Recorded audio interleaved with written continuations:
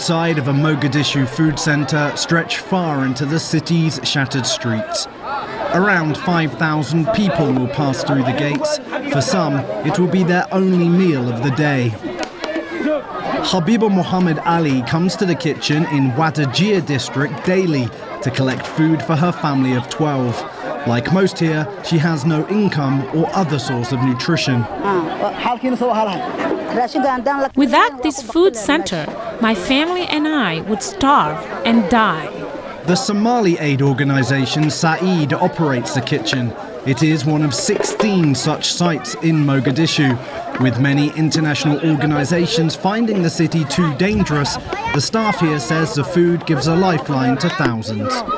If you go inside Mogadishu, you will see people are starving, really starving, because the food distribution, the dry food distribution was stopped, and this is the only source of a food, that they are getting, people. So people are really in a bad situation.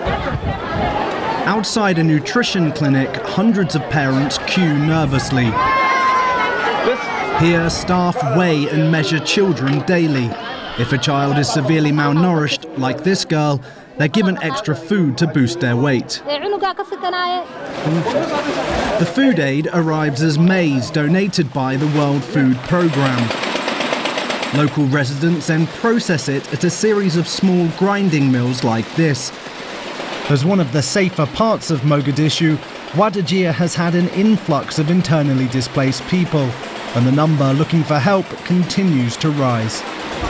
The thousands of people who use these food kitchens every day is a sign of the scale of the hunger problem that's present in Mogadishu. But the simple fact that projects like this can go ahead is also a sign that aid work is possible here. The United Nations and other international organisations are trying hard to get more aid into Somalia. The European Commission has launched a €35 million programme in the country this year.